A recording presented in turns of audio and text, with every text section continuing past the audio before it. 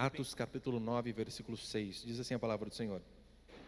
Saulo, porém, ainda respirando ameaças e morte contra os discípulos do Senhor, dirigiu-se ao sumo sacerdote e pediu-lhe cartas para as sinagogas de Damasco, a fim de que, caso encontrasse alguns do caminho, tanto homens como mulheres, os conduzisse presos a Jerusalém.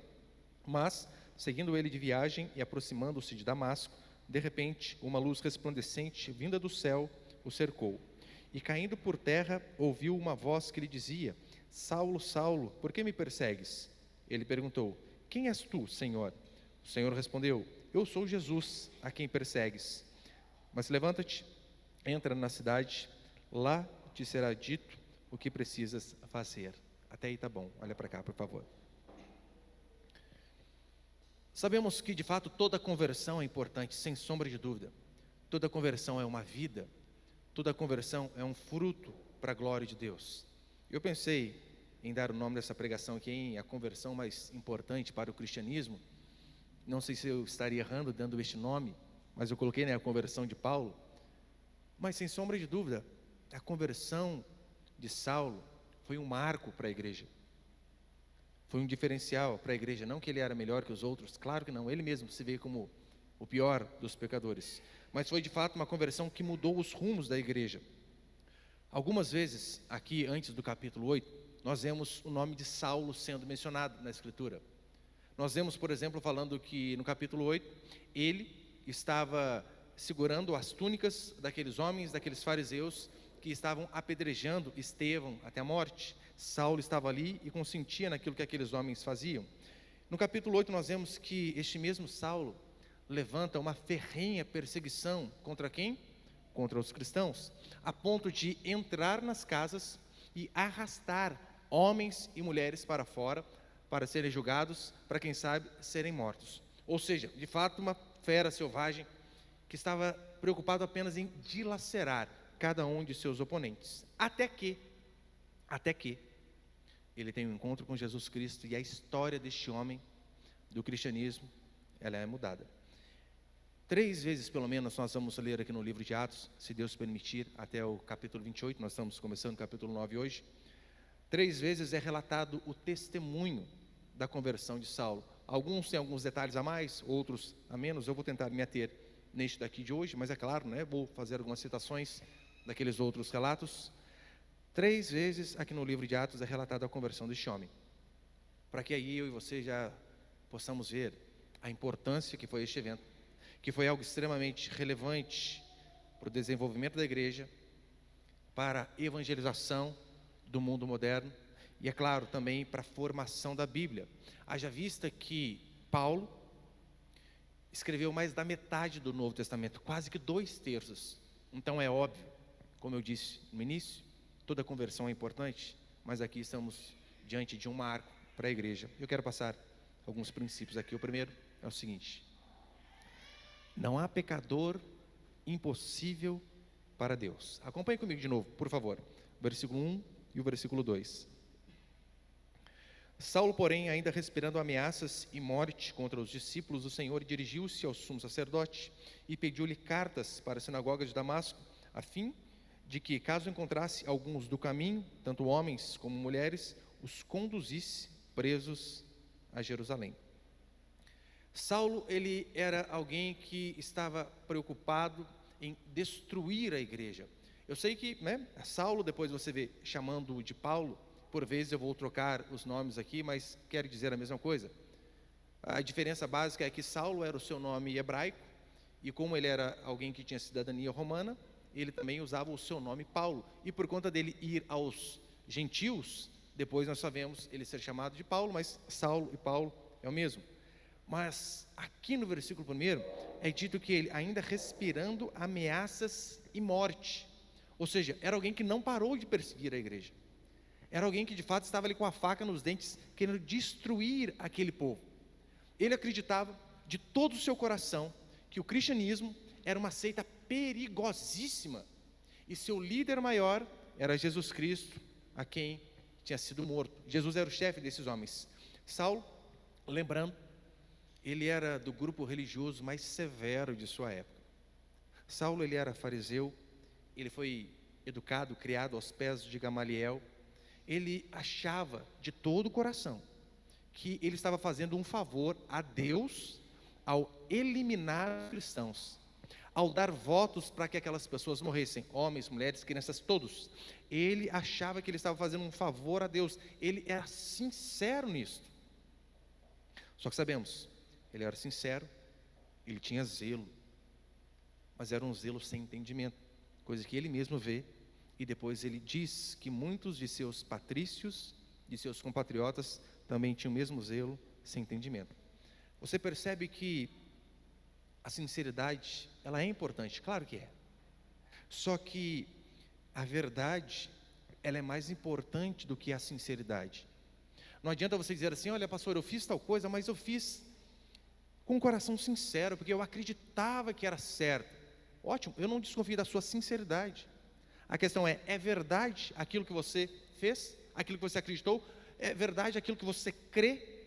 Isto é o mais importante. Por esse motivo que pessoas hoje continuam sinceramente indo para o inferno. Elas creem de fato que se elas se dobrarem diante de uma imagem e pedirem algo para a imagem, elas serão ouvidas. Elas acreditam que se elas praticarem boas obras, essas boas obras vão justificá-las no dia do juízo.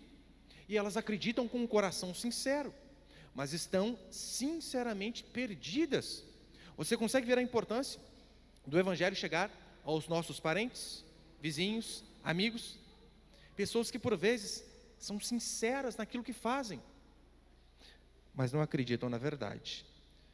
É fundamental que elas venham a ouvir o Evangelho, fundamental, porque a sinceridade apenas não leva as pessoas ao céu.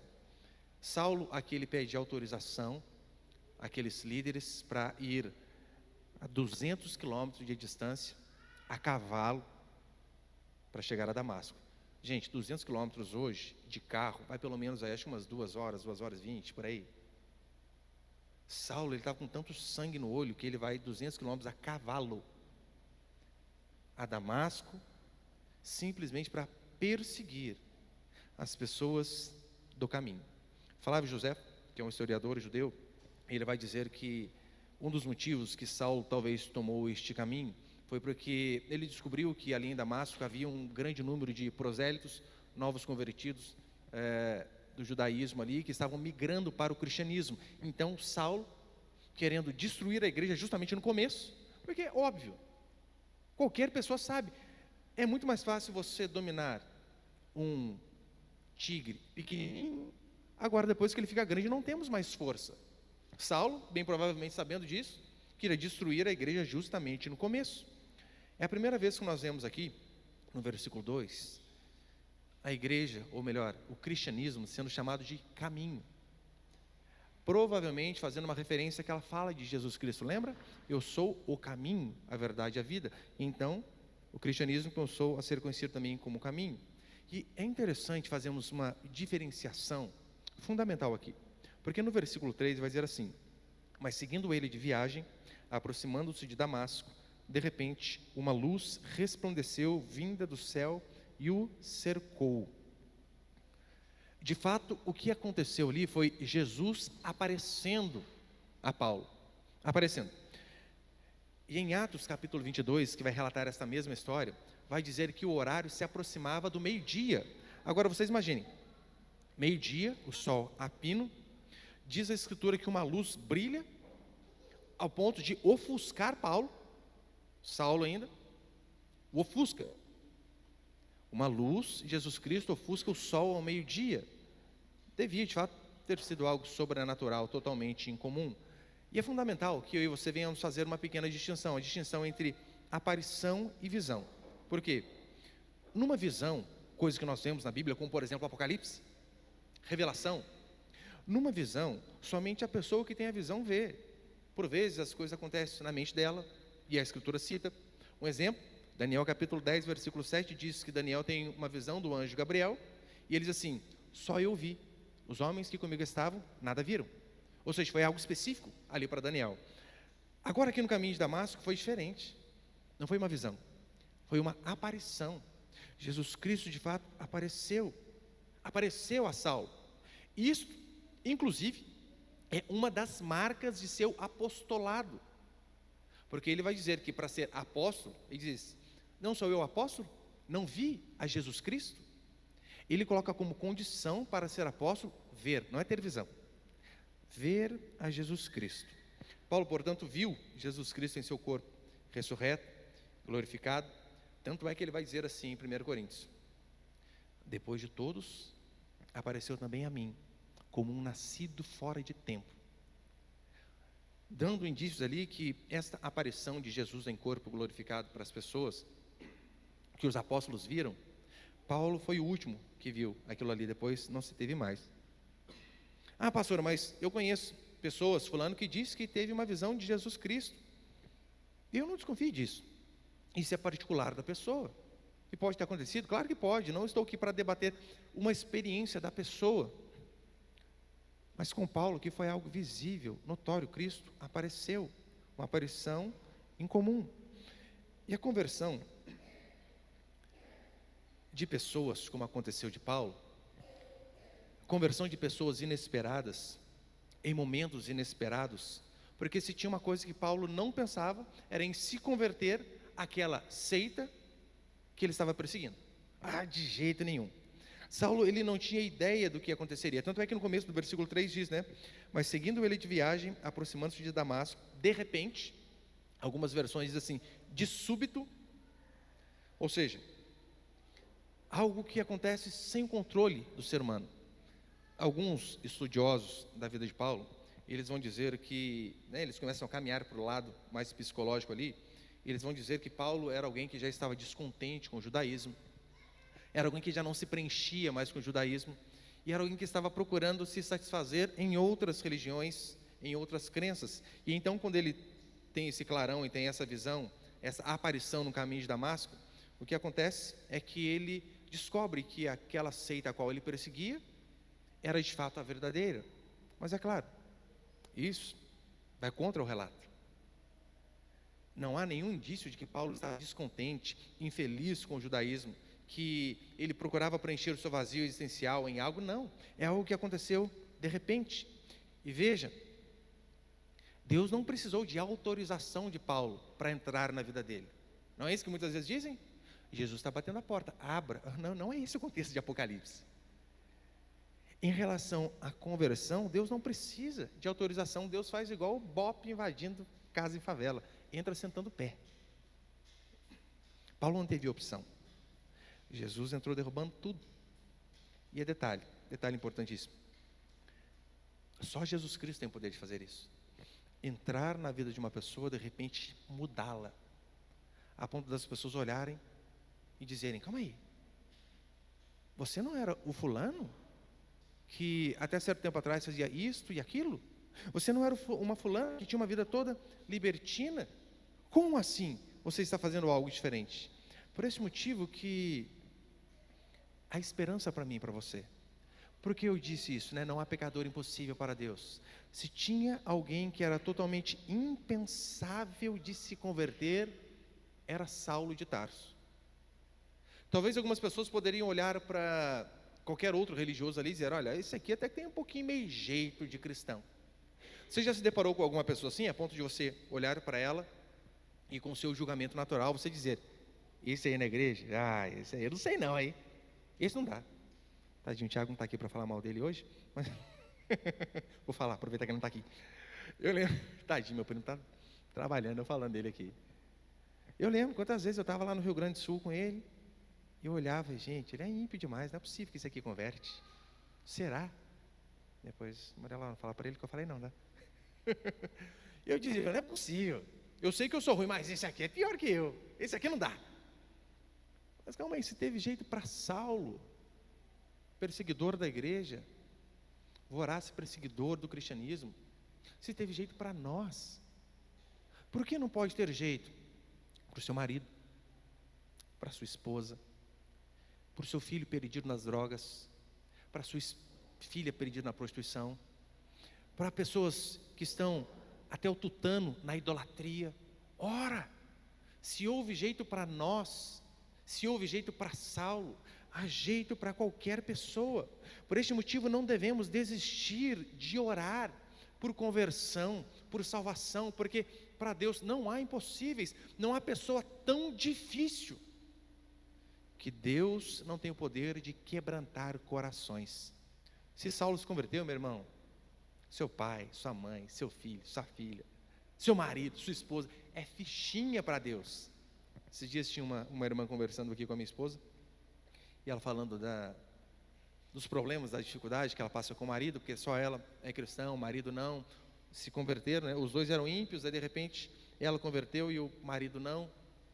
E ela começou a contar a história ali, e eu por dentro, né, eu quase gargalhando, falei, gente do céu, igualzinho eu. E ela meio que sem esperança, e eu disse, irmã, você acabou de escrever a minha história e a história da minha esposa. A diferença é que o seu marido não se importa de você vir à igreja. Eu falava para minha esposa que ia bater nela se ela fosse à igreja. Eu era um pouquinho pior. Falava que ia largar ela com criança pequena, não estava nem preocupado com ela. Se Deus tem o poder de converter pessoas como nós, como Saulo, pode ter certeza, não há pecador impossível para Deus. Segundo, põe ele por favor, Caio. Segundo princípio, a soberania de Deus e a humilhação do homem. Por que eu digo isso? A soberania de Deus. Nos outros relatos aqui no livro de Atos, onde fala sobre a conversão de Saulo, é dito que os homens que com ele estavam, esses homens, eles também caíram por terra, assim como aconteceu aqui com Saulo. As outras pessoas viram a luz, mas em 1 Coríntios, Paulo vai dizer que só ele viu a Jesus Cristo, só ele ouviu a voz, provavelmente uma voz em aramaico, a ponto de apenas ele ter entendido. Mas alguns historiadores vão dizer que Paulo estava cercado ali pelo menos de uma guarnição de 15 soldados que estavam indo com ele a Damasco.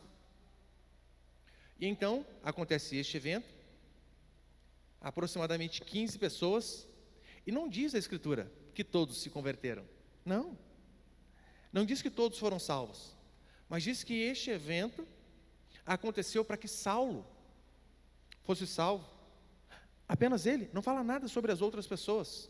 Ou seja, Deus é soberano e Deus é sábio em sua decisão. Pastor, Deus poderia ter escolhido todos, convertido a todos? Sim. E por que ele não fez? Ora, porque ele não quis, porque ele é Deus, ele é soberano. Mas não apenas isso, Deus é soberano, mas também Deus é sábio. Por quê? Veja, os cristãos primitivos, eles eram pessoas muito presas ao judaísmo. Tanto é que nós lemos aqui, acho que na pregação passada, ou há uns 2 cultos, umas 2 quartas, onde os discípulos começaram a achar estranho, como assim? Filipe está pregando o evangelho lá em Samaria, e tiveram que mandar 2 apóstolos para verificar o que estava acontecendo. Como assim o evangelho está chegando a um não judeu? Com o prosélito etíope também foi a mesma coisa, porque eles tinham dificuldade. E então Deus levanta um homem para ser seu mensageiro. Detalhe, Deus aproveita todas as características terrenas de Paulo, sua maioria pelo menos. Por quê? Primeiro, Paulo era romano. Por ser romano, provavelmente ele herdou esse romano de nascimento de seu pai, mas ele era romano de nascimento.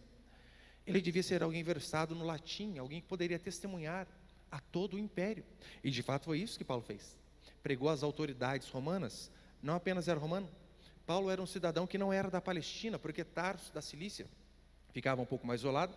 E em termos de reputação, de conhecimento, Tarso, da Cilícia, perdia apenas para Grécia, que era ali a capital, e perdia também ali para Alexandria. Ou seja, Paulo aprendeu tudo que os gregos ensinavam, sua filosofia, tudo que a sociedade helenista precisava, Paulo aprendeu. Alguém extremamente sábio. Portanto, esse papinho Deus usa até a mula. Verdade, quantas vezes usou a mula? Uma, Saulo. Mas a metade do Novo Testamento foi escrito por ele. Então esse papinho de que Deus usa a mula é preguiça para não estudar. Como diz João Calvino, orare et labutare. Ore, trabalhe. É assim que as coisas funcionam. Não apenas isso, Paulo, ele era fariseu da tribo de Benjamim, alguém que foi treinado aos pés de Gamaliel, era um dos alunos destaques de Gamaliel, alguém extremamente versado em diversas coisas, basicamente em 3 culturas. Assim era Saulo de Tarso, um homem cheio de suas convicções, zeloso. E talvez eu não exagere em dizer que, depois de Jesus Cristo, talvez seja a pessoa mais influente do Ocidente. Eu sei que se você jogar um chat GPT da vida lá, eu joguei hoje para ver, Paulo ficava em 7º lugar. Eu falei, que absurdo. Jesus está em 1º.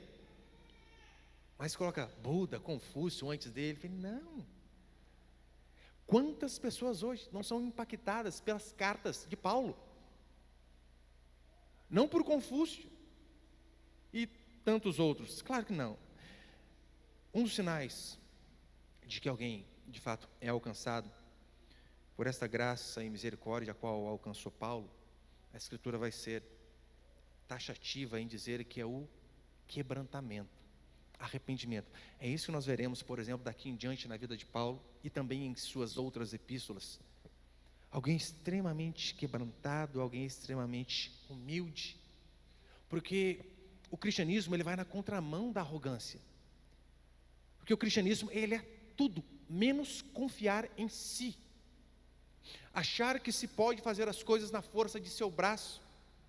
No versículo 4 vai dizer assim: e caindo por terra, ouvindo uma voz que lhe dizia: Saulo, Saulo, por que me persegues? Caindo por terra. De fato, é no chão que a gente encontra Jesus Cristo. Não encontramos Jesus Cristo quando estamos, de peito estufado, orando de si para si, como o fariseu, dizendo: Senhor, graças te dou, porque não sou como os demais. Não é assim que se encontra Cristo. Se encontra Cristo é como um publicano, que bate no peito e nem ergue a cabeça, dizendo: Sê propício a mim, pecador. Se encontra Cristo no chão. O cristianismo começa no chão. Não tem como se passar pela porta estreita da salvação sem humilhação, sem reconhecer os seus pecados, sem reconhecer que por si mesmo você não consegue fazer nada, que você não passa de ser alguém insignificante. O cristianismo é diferente porque você não precisa atingir certo nível para você fazer parte da elite. Olha, atinge aqui esses níveis aqui, o nirvana, o 5º grau, não sei de onde, e então você pode fazer parte da nossa religião. Não é assim. O cristianismo não é assim. O cristianismo começa no chão, se quebrantando e se humilhando. E terceiro e último para encerrar, põe ele, por favor. É interessante, Só voltando naquilo ali, no que estava antes. Por que eu disse que cristianismo começa no chão? Paulo chega no final de sua vida. O que se espera, de fato, comigo foi assim, normalmente com a maioria é assim. Quando há uma conversão genuína, poxa, a gente se vê pecador, em convicção de pecado. A gente vê que nós não somos dignos de coisa alguma. Convicção de pecado é isso. Você fala: Senhor, eu não mereço. Como pôde o Senhor, como aprove a ti ter misericórdia da minha vida? Alguém miserável. No começo da caminhada cristã, é isso que acontece conosco. Mas a tendência é a gente começar a caminhar, a aprender, daí você começa a fazer algumas coisas certas aqui, outras ali. E a tendência é a gente começar a ficar um pouco até que arrogante, olhando para o lado, dizendo: Senhor, já não sou como os demais, graças te dou. Só que se você vai entendendo o cristianismo de verdade, você vai ver que quanto mais você se enche de Deus, quanto mais você conhece da palavra, mais de si você se conhece, mais miserável você se vê. É isso que acontece. Não é sem motivo que Paulo chega no final de sua vida, não no começo da conversão. Você se ver como pecador no começo da sua conversão não é fácil. Paulo no final da sua vida, ele diz assim: fiel é a palavra, digna de toda aceitação, de que Cristo Jesus veio ao mundo salvar os homens, dos quais eu sou o principal. Quando que Paulo diz isso? No começo da conversão? Não. Foi aqui em Atos 9? Não.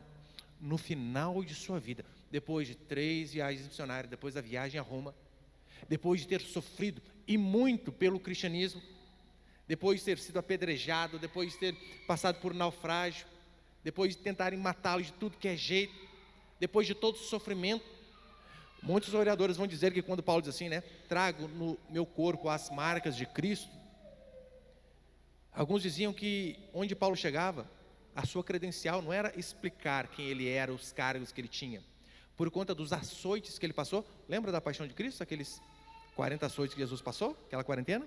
Paulo tomou 5 daquele, 5. Então, alguns historiadores vão dizer que quando Paulo diz, trago no meu corpo as marcas de Cristo, ele chegava em algum lugar e simplesmente levantava a sua camisa, e um corpo todo deformado, por conta do sofrimento, mostrava para as pessoas, é isso que eu passei pelo Evangelho, não preciso de credencial. Quem aqui tem isso? Ninguém. Mas terceiro, né? Terceiro e último que eu falei, a igreja perseguida. Acompanhe comigo o versículo 4, por favor. E caindo por terra, ouviu uma voz que lhe dizia, Saulo, Saulo, por que me persegues? Por que me persegues? Lembrando, Saulo aqui não estava perseguindo a Jesus Cristo. Claro que não. Ora, por qual motivo? É impossível perseguir o Todo-Poderoso que está no céu. Não dá. Esqueci o nome daquele cara da mitologia grega que fez a asa e subiu e derreteu. Quem que era mesmo, Samuel? Você lembra? Cadê o Samuel? Sumiu. É da mitologia grega lá, não me explica mais os paranauê da mitologia grega lá.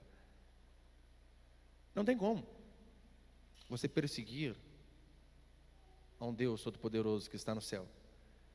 Mas Jesus diz a ele, por que me persegues? Quem que Paulo estava perseguindo? A igreja. Os cristãos. Nós temos de fato esta união com Cristo. Quando sua igreja, seus filhos e filhas são perseguidos, é o próprio Cristo que está sendo perseguido. Várias perseguições já ocorreram no decorrer da história da igreja, inúmeras. Eu pergunto a vocês, isso fez com que a igreja sumisse? Com que a igreja acabasse? Óbvio que não. Muitas dessas perseguições, na verdade, fortaleceu a igreja. Na igreja primitiva, cristãos eram levados ao Coliseu Romano para servirem de espetáculo aos romanos. E então, pensando que ali eles acabariam com o cristianismo, mostrando para as pessoas, olha, está vendo? O fim de quem crê nesse tal Jesus Cristo é esse aqui, ó, ser comido por leões. Aí que surge aquela frase, o sangue dos mártires é a semente da igreja. Quanto mais se matava os cristãos, mais pessoas se convertiam. Várias perseguições já aconteceram, mas nenhuma foi capaz de parar a igreja. Em Atos capítulo 26, tem uma frase que não é dita aqui onde nós lemos. Jesus Cristo vai dizer assim, Saulo, melhor dizendo, dura coisa é recalcitrares contra os aguilhões. Ali Jesus Cristo ele usa a seguinte figura, aguilhão era como se fosse um cabo bem grande de madeira, e na ponta tinha uma lâmina pontiaguda de aço, que espetava, que saía sangue, que fincava. Então, o boiadeiro, não sei se chama, né? O boiadeiro, aquele que cuida ali dos bois, ele ia tocando os bois, e então, quando algum boi queria fugir, ele dava aquela cutucada. E havia alguns bois rebeldes que tentavam dar um coice. Só que você imagina, você dar um coice em algo metálico pontiagudo. Quem se prejudica? É o boi. Traduzindo para o nosso vulgar português, dar murro em ponta de faca, é basicamente isso aqui que Jesus está dizendo, Paulo, dar murro em ponta de faca é loucura. Quanto mais você me persegue, pior é para você. É isso que Jesus está dizendo para ele. E é claro que a mesma coisa se aplica a mim e a você. Quanto mais nós resistimos a nos dobrar diante da vontade de Deus, é dar murro em ponta de faca, é recalcitrar contra os aguilhões, é nos machucar. Veja o exemplo de Jonas, meu Deus. Jonas, eu quero que você vá aqui, para mim. Eu não vou para cá. Jonas, vai para cá, eu não vou. Todo mundo sabe da história de Jonas. Jonas foi onde Deus queria, da pior maneira possível. Então que eu e você não venhamos a fazer isso, querer dar coice na vontade do Senhor, porque quem vai se machucar somos nós. É preferível diante da vontade do Senhor, ainda que possa doer no nosso ego, no nosso interior, no nosso bolso, e em várias outras partes, é falar, Senhor, eis-me aqui, assim vou fazer.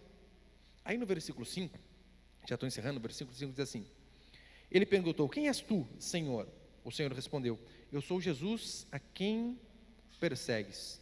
Provavelmente aqui Paulo entende que aquele falso Messias a quem ele perseguia e dizia ser o chefe da seita, do caminho, não era falso. Era o Senhor Todo-Poderoso. No versículo 6, nós já vemos Cristo como Senhor de Paulo, dizendo assim: mas levanta-te, aqui já é imperativo, né? Já é ordem, mas levanta-te e entra na cidade, lá te será dito o que precisas fazer. Deus, mesmo sendo alguém soberano, Jesus Cristo, mesmo podendo todas as coisas, ele ainda assim usa o auxílio de homens. Ele poderia ter resolvido o problema de Saulo, mas não, entra na cidade, lá te dirão o que deves fazer. Ou seja, Deus age ordinariamente através da igreja, através de pessoas falhas como você. Sim, a liderança é falha, os líderes de pequeno grupo falham, pastores falham, todo mundo falha, mas Deus ordinariamente age desta forma. Tempo atrás, tive que conversar seriamente com um jovem de nossa igreja, fui duro com ele, não tanto o suficiente, daí a mãe dele disse para mim que ele falou assim em casa: não sei se eu quero ir mais na igreja não, Deus não fala comigo. Ele falou: ao xingo que você tomou, você não ouviu? Foi Deus falando, é para o seu bem, e assim funciona. Deus usa homens, pessoas. Portanto, este papinho de que, olha, eu preciso de Deus, mas não de igreja, isso é mentira, mentira. Pessoas que normalmente vêm com esse papo aí, é papinho para viver do jeito que se quer, é o famoso desigrejado, não quer ter ninguém a quem se submeter. Deus é soberano, mas na maioria das vezes Ele age através da igreja. Não é isso que o próprio Paulo vai dizer lá em Efésios? Para que pela multiforme sabedoria de Deus, para que pela igreja a multiforme sabedoria de Deus fosse conhecida. Através de quem? Igreja. Quem é a igreja? Nós. Quem somos nós? Pecadores e falhos. Mas é assim que a multiforme sabedoria de Deus é conhecida. A ilustração que a Bíblia nos dá é que Cristo é o cabeça e nós, igreja, somos o corpo. Aí você quer se relacionar só com a cabeça. Eu obedeço a cabeça. Não orna. Ou só com a igreja. Não tem, somos um todo indivisível. E para encerrar, o versículo 7 e 9 vai dizer assim: os homens que viajavam com ele, ouvindo a voz, caíram emudecidos, mas não viram ninguém. Saulo levantou-se do chão e, abrindo os olhos, nada enxergava, não enxergava coisa alguma. Então, guiado pela mão, foi conduzido a Damasco e ficou 3 dias sem enxergar, sem comer e sem beber. É interessante que no versículo 8, ele diz assim, né? Saulo levantou-se do chão, abrindo os olhos, nada enxergava. Então, guiado pela mão, foi conduzido a Damasco. Aqui nós estamos falando de um dos melhores alunos de Gamaliel, alguém versado em vários idiomas, alguém extremamente inteligente, sabia de filosofia, conhecia os autores gregos e romanos, tanto é que ele cita em suas cartas diversos deles. Agora nós vemos este homem, a vida inteira, uma vida intelectual, guiado pelas mãos por pessoas que provavelmente sabiam muito menos do que ele. Sim, era difícil achar alguém aqui no gabarito de Paulo. Provavelmente essas pessoas tinham menos qualificações, menos currículo, não tinham tanta teologia, ou a teologia da época assim como Paulo tinha. Isso para mostrar que o cristianismo, ele, além de começar pela humilhação, como nós falamos, em se ver no chão, necessitado de ajuda de um Cristo que te levante, ele também passa pela humildade de se sujeitar a outros que, por vezes, têm menos conhecimento intelectual e cognitivo que você. Porque assim, de fato, acontece na igreja. Pessoas, às vezes, são extremamente sábias, cultas, em inúmeras áreas, coisas que o pastor jamais vai conseguir. Ora, mas se Deus levantou aquele líder de pequeno grupo, aquele pastor, é para que de fato ele venha a ser boca de Deus, o arauto ali na igreja, para que a igreja seja alimentada. Então o cristianismo, ele começa com humilhação, mas ele passa pela humildade de aprender a se sujeitar aos outros, aos irmãos, uns aos outros, e por vezes até quem sabe menos. Na verdade, esse é o teste. Porque você querer aprender, você ouvir, você obedecer uma ordem de quem sabe mais que você, gente, não é tão difícil assim, né? E agora quando alguém chega em você e diz assim, ó, eu queria ir a tal lugar, ó, você vai virar aqui à esquerda, já fala errado, né? Tem deficiência de lateralidade, não consegue saber onde é a esquerda e direita, tem que amarrar uma fitinha no braço. Uma vez eu perguntava para o cara um endereço, ele dizia, ó, vira aqui à esquerda. Eu falei, irmão, mas essa aqui é a direita. Não, mas é o que eu estou falando, né? Vira à esquerda. Você vai pegar uma rua, você vai subir até lá em cima. Eu louco, mas vai subir até lá embaixo? Que jeito, né? Por vezes, acontece isso no cristianismo. O cristianismo ele começa com a humilhação de se ver no chão, e ele passa também pela humildade de nos sujeitarmos a outros que muitas vezes vão saber menos que nós. E que Deus possa dar a mim e a você um coração igual deu a Saulo. Porque ele mesmo sendo alguém extremamente versado, extremamente intelectual, com uma vida totalmente acadêmica, mesmo sendo alguém de destaque, ele sabia, eu preciso de Cristo, eu preciso dos meus irmãos e irmãs. E é interessante, você vai vendo a vida de Paulo, que ele, cada vez que ele ia a um determinado povo, via as senhorinhas lá de coquinho na cabeça, saião no pé, conversar com os irmãos que falavam problema, subir para cima, descer para baixo. Diz a Bíblia que Paulo ele tem uma alegria imensa em estar com aquelas pessoas. Fica feliz demais em conversar, em ouvir o que Deus fez na vida daquelas pessoas. Isso é a igreja. Que Deus possa dar a mim e a você, primeiro, um coração submisso a Deus, de saber que nós, sem Ele, não somos nada, estamos no chão. E nos dê também um coração humilde, de aprender a se sujeitar uns aos outros. Amém, meus queridos?